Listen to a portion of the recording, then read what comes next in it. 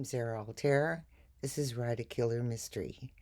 And today I want to talk about the big trap, the trap of word count, and how you can be a better writer without worrying so much about word count.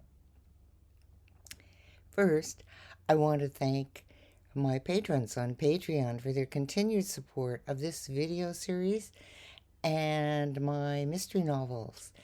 If you'd like to join us for special sessions on mystery writing and more about my stories, there's a link in the description below. Okay.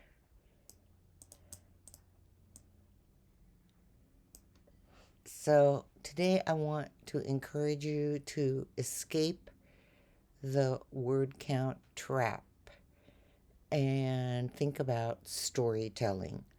I've been thinking about this for a while. People report their word count, and I don't hear so much about how they're going with their story, and there's a difference. All right. I mean, writing a mystery is an art, and you do want to have a specific word count, more or less. But at the same time, it's like an invisible handcuff chaining you to a deadline that isn't even a deadline. I don't know how to explain it, but I will in a minute. All right. So let's talk about breaking free from the word count chain and moving your plot forward without a single glance at counting your words. So I want to review how the word count thwarts your writing progress. I hear so much about it. There's a group that meets once a week to write together, and the way they report getting together is the total number of words the whole group wrote. And I don't hear anything about their story progress or anything like that. And the story's the thing. You can write lots of words and still not have a story. So story comes first, in my opinion. So let's look at some of the ways that word count can trip you up. First of all, it's like you've heard about it, paralysis by analysis, and you become overly analytical when your primary concern is hitting a predetermined number of words. You're not worried about your story. You're worried about how many words you're going to get. And you can sit there staring at a blank page feeling like you have to write words, but you don't know what words to write. That is not very helpful. And at the same time, you can toss aside the golden nuggets of inspiration because you're so focused on counting words. And those inspiring moments can propel your story forward. And of course, the biggest one that I'm sure you're aware of is quantity over quality. It's like word count, word count, word count. How many words did I write today? And as a result, you may have unnecessary scenes, and you can have extra adjectives and adverbs, or even superfluous characters, because you're just trying to cram this stuff in because you want to get the words in. So as a result, your mystery gets buried beneath a landslide of excess. And don't forget, your readers deserve a tightly woven narrative. They want that puzzle. They want to see your detective solving the puzzle, and they want the puzzle solved, and they want all that to happen free from distractions. All right. And then the other thing is, when you're focused on word count for word count's sake, you can end up with unnecessarily long works.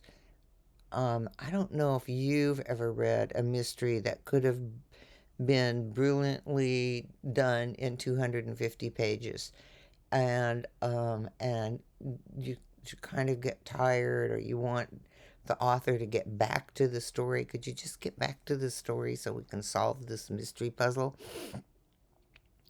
So, if reaching a high word count is your goal, you can run the risk of drawing out the story to the point where you're actually frustrating your readers, and that you don't want. Frustrated readers don't come back.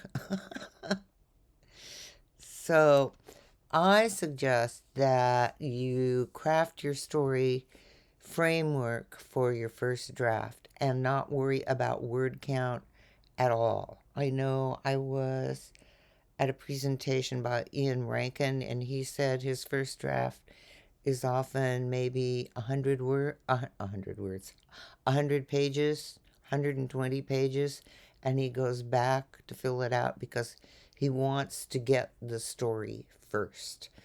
Um, so I have some suggestions for getting ready to do that. One is to map out your 4-act structure. I talk a lot about that here, so you can go back and look at other videos about the 4-act structure, so I'm not going to go into it too much here. You have the setup at the beginning, the expansion of discovery in the second act, you have the funneling down to the villain in the third act, and in the fourth act, you have your conclusion and the revelation of the villain. Um, and then there's also the premise of your story. You want to develop a concise and intriguing premise because that helps you pitch your novel to agents and publishers. But it also is like, um, when you think about, pitching, you pitch it to yourself as you're writing. What is this story about? I know I go back and I read my log line when I'm stuck, and it gets me excited about going forward when I'm kind of stuck in a scene. I was like, what's going to happen next? And I'm like, okay, I get the big picture, and I know how that scene that I'm writing right now fits in the story. And um, and then, of course, you want well fleshed out characters. Characters are what bring your story alive. And you can think of the main suspect, and eccentric Spencer has an odd penchant for poison, making her the prime target. But her real motivation is to protect her family's legacy from being tarnished um, by the dark secrets her late sibling uncovered. So you can just think about what your characters are. I've also talked about suspects and their secrets and the lies they tell to hide those secrets. And if you know all those things before you start writing your story, it's going to go faster. And and I think the thing that helps the most is to establish the key plot points. I've talked about this before, where you just have those main story plot points, and as you're writing, you write toward the next plot point. You're not worrying about the end of the novel yet. You're just writing toward that next plot point. How am I going to get to that first pinch point, or how am I going to get to the midpoint where everything switches around? Um, and that keeps you headed in the right direction while you have the freedom to create your story. So I really believe that your framework unlocks the gates to effortless writing, and what you're going to end up with is your story, um, and you have, what's a good word, intertwined the elements of your mystery so you have a cohesive narrative as you tell the story, because you know the framework of the story, and you can expand the scenes and subplots once again because you know the overall structure of the story, and you have that momentum going. You have that momentum going that keeps your story going forward and keeps your readers reading, and you fulfill your readers' expectations of a good mystery. And we've talked about that a lot before too.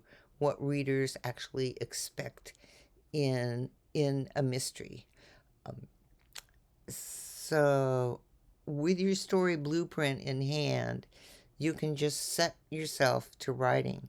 What I have found is as I go through this and I'm writing my story, the word count just sort of happens naturally. If you're working for, say, 80,000 words, 90,000 words, whatever your overall goal is, if if you just write this story, you're going to come very close to your word count when you finish that first draft. So I think of it as storytelling triumph, where knowing your story, working on your story, making sure your scenes work within this framework of the story, and that they propel the story toward the next story point, which ultimately propels the story toward the end, will really help you. Will really help you write your story. So I think when you sit down to write, think about not so much how many words am I going to write today, but what part of the story am I tackling today, and how am I going to do that? Um, let's see. I think that's pretty much what I wanted to say about that. Just don't fall into the word count trap, because it gets you with the wrong emphasis on your writing. Your main goal is to tell a good story, and there are platforms that can help you with your story framework. The one that I like is Plotter, and there's a link to Plotter in the description below, so you can check it out and work with it for a while to see how. Yeah, there's a free trial, so you can see how it works and discover all the ways that you can use it. It's very flexible, so you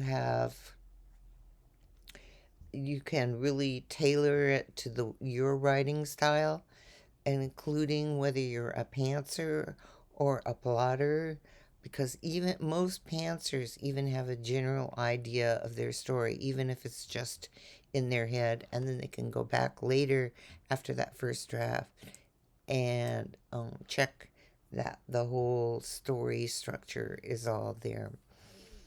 And then the other thing I want to say is that the mystery writing course, Write a Killer Mystery, uh, talks about structure, and I have two ways of working with structure. One is the sort of, free-form way of knowing the main story plot points and working through them, as I mentioned earlier today. And the other is if you really want to outline your whole story chapter by chapter by chapter, I have a 40 chapter outline that illustrates how you create a mystery from beginning to end in 40 chapters. So, Write a Killer Mystery is another way to help you familiarize yourself with story framework. And there's also a link to Write a Killer Mystery in the description below. Okay, think about it. I know this may ruffle some people's feathers, but I think that I really believe that storytelling is your main goal, and word count is secondary to storytelling, so focus on that first. Thank you for being here, and I'll see you on the next episode of Write a Killer Mystery.